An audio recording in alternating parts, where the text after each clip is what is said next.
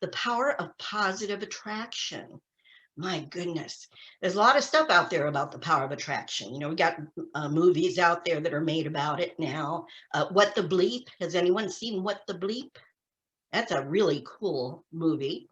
If you haven't seen it, it features a whole lot of physicists, scientific type people explaining how this stuff works. So this is not woo-woo anymore.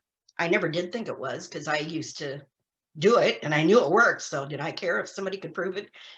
In the scientific world, no, but it's nice to know that they can now. We get these great brain scans, and now we know about neuroplasticity, and we know about mirror neurons and all these things that are now really a part of how all of this stuff is being corroborated, that it is science, it is energy, it is the way that our brain and our mind and energy works.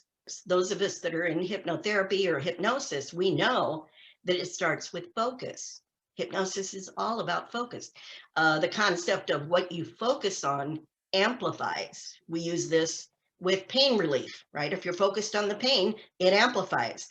If you focus on comfort, guess what? That amplifies.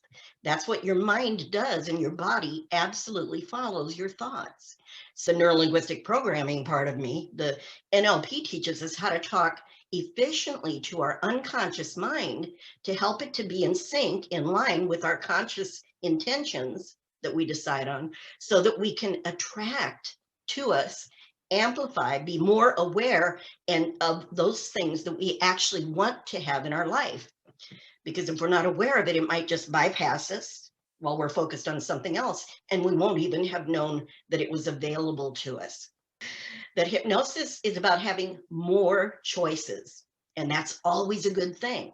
And then, like I said, being aware of what those possibilities are in the realm of that moment by moment. If you're in the middle of a challenge, that you can actually be aware of what your choices are. One of the NLP presuppositions is there is no failure. There's only feedback. It's a powerful presuppositions of NLP are things that you hold in consciousness. You make them part of how you see the world. And if you can really turn that one into a habit, that you approach every event that happens to you in every moment from there's no failure, only feedback. That means if you did something, you took action and it wasn't the result you wanted, you don't start beating yourself up. You immediately say, okay, what did I learn from that? So I don't do that again. And what can I learn that can allow me to find another possibility of the action to take now? So you just keep correcting course. It's much more empowering, raises your vibration again, and all of that good stuff. But the idea of being in the moment, and it's the starting point for awareness, right? In the moment. And it's a good first step, in my opinion. If some of you out there may already know about mindfulness, it's a great exercise to do.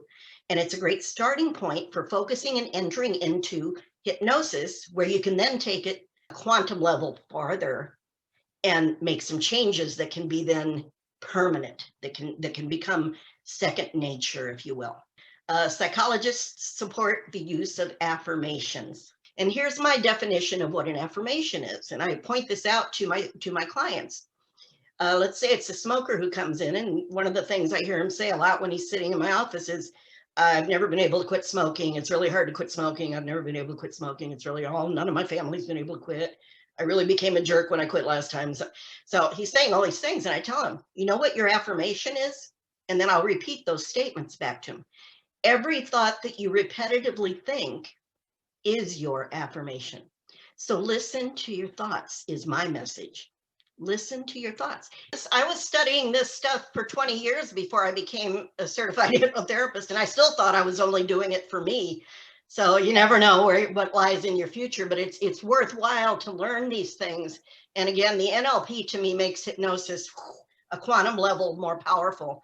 If you can learn the neurolinguistics along, because that's the language of the unconscious. To me, it just made it so much more powerful.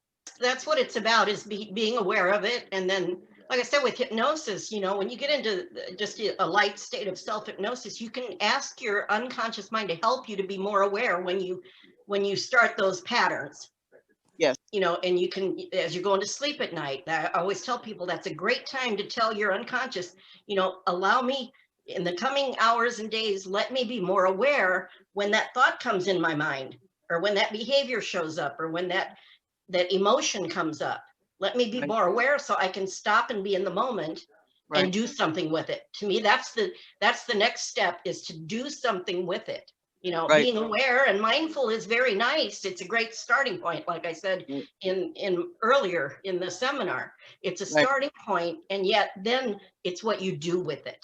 That's where I love hypnosis and NLP. It's about, now you have an outcome, and you're actually going to actively uh, generate a new behavior, a new emotion, a new neural pathway, a new automated response. And it can happen very quickly.